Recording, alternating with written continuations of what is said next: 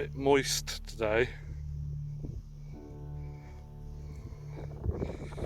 I think I've got to go round that lake all the way round, and I think I've got to go up and then sort of over that way, and then I think there's another hill there. I think I'll go with that. I think on the way back I've got a bit of hill climbing. So yeah, this is about a quarter of the way in. So, but even with the weather being the way it is, look at it. I mean, it's epic. It's what's not to like.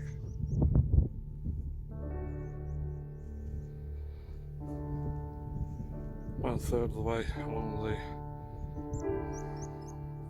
lake reservoir now.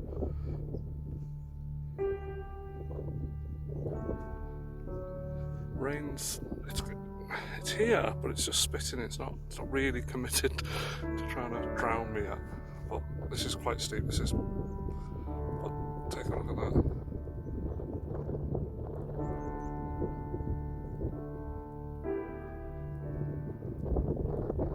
Clouds.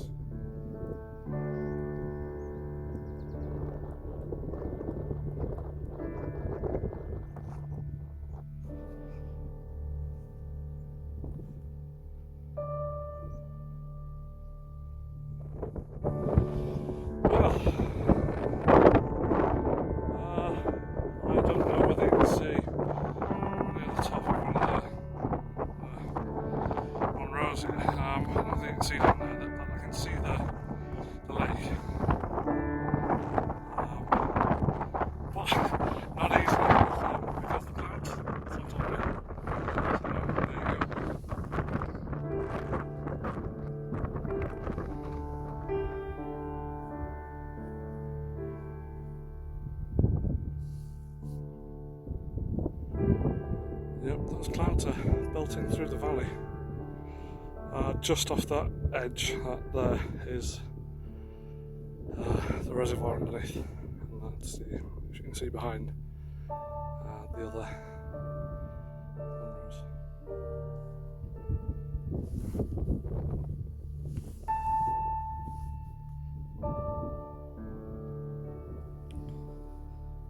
Oh, there's a patch of sun over there.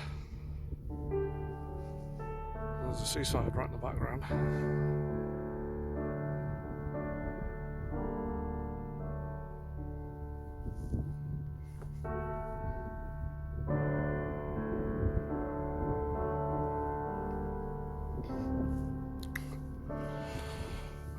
So there's hill number 2, and there's another 2 after that, so 3 more. Oh god, this is hard. This has been pretty hard today. I will be, I've enjoyed it, but I'll be glad when I've completed it.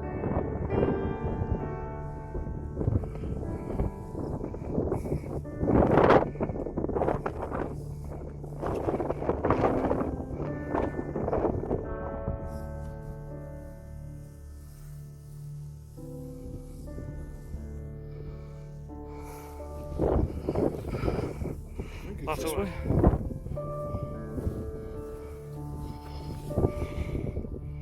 I don't think it's down there.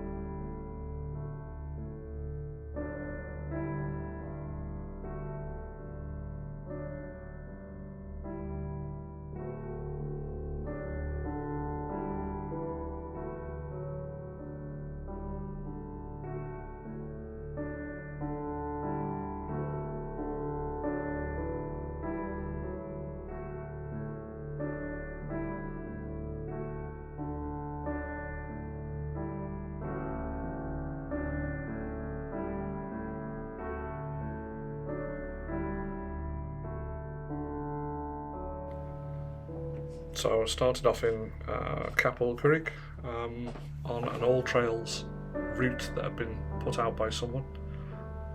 So I got there, parked up by Joe Brown's, and set off.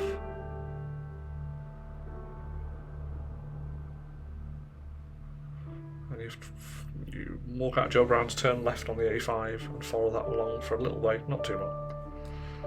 And then you turn right and you start heading over the moors.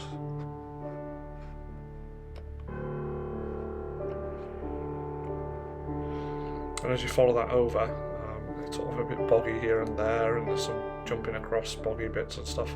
And you head to the bit here, which is a feed into the reservoir, and you see some fantastic views. Those that valley there had clouds across the top of both. Sort of the clouds were just wisping across and spilling over. It was really beautiful, quite dramatic. And then a nice easy walk alongside the reservoir, bit of up, bit of down, bit of skipping, bit of hopping, but all good. Southport in the distance there. And then you get to the end of the reservoir where it's dammed and the enormous pipe coming off it. And then cross there. And that's then when things start to get, when more effort is involved, where it's some more serious incline. You can travel up here, start to blow a bit. Follow the path up. Again, even at this point, the path was okay, but not great. To be fair, it looks a lot better on here than it did in the flesh, to be honest. So I kept going along here, and then you make your way up to the summit of that one side of the valley, where you travel over the Munros. And at this point, the cloud was. You were in the clouds. Some of the time it was very light and you could see really, really well. Other times it thickened up, and it was never dangerous or anything, but very much thicker. Some rain here and there, but yeah, I kept on trudging along, and it was pretty good. It was nice. It was very pretty and interesting to look at and to walk along.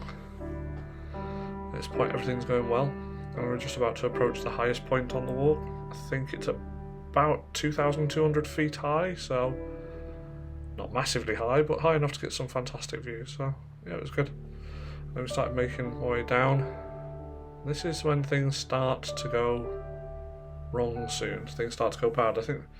I'm not sure what happened, but the actual proper official route, pathway, trail, whatever you call it, on the map stopped, and it moved on to just the person's red line on all trails, which is an individual's map, not an actual proper recognised trail and route.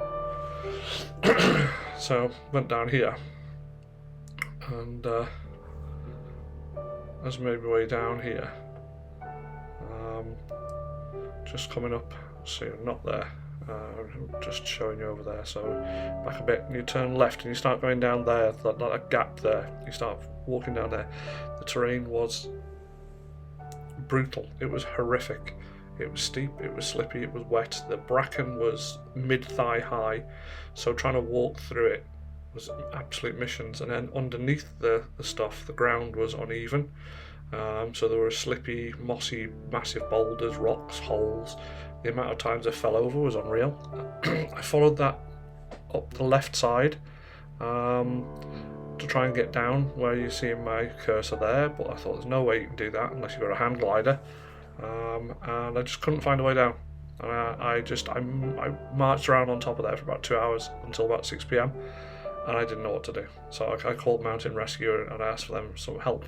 So on the phone they guided me, and it was that way. It was that way. I did have to go down that side of the Munro, down to the stone wall on the left there, and it was really dodgy. It was very, very, unless you were really experienced and confident, it was sketchy as hell. Follow the stone wall, and things just went downhill. But again, you're still in this thick bracken and bog, and it was just, and then the bracken started to ease off, and it was just more the bog. We made way through, and he said, follow the river. So I followed the river. We didn't say which side, so I stayed on the side. I was on the right side. Well, I got so far down, and it was utterly impassable, but not until I'd absolutely exhausted myself. I was already fatigued, trying to battle my way through it. And I had to backtrack up out of it and find a way over the fence and across the river onto the other side, which I could then make the rest of my way back. Although even then, the ferns that were on that side, it wasn't so much brambles and stuff and things that were impassable. I could walk through ferns easy enough. The ferns were as high as my chin. I was having to push through them like that. And then I hit a bog, and I stepped forward and I just disappeared up to the top of my thighs. I had to claw my way out of the bog and then make my way to the A5, walk back, and there you go. I'm here, back at the car park. I didn't get there till about 10:15, 10:20 at night. So it was dark, and taking into account this was 14.2 miles, and it should have took nowhere near that amount of time from 11:30, 12 o'clock till then. But I was totally screwed. Lesson learnt. More than one lesson was learnt on this walk. So it was valuable, but brutally painful.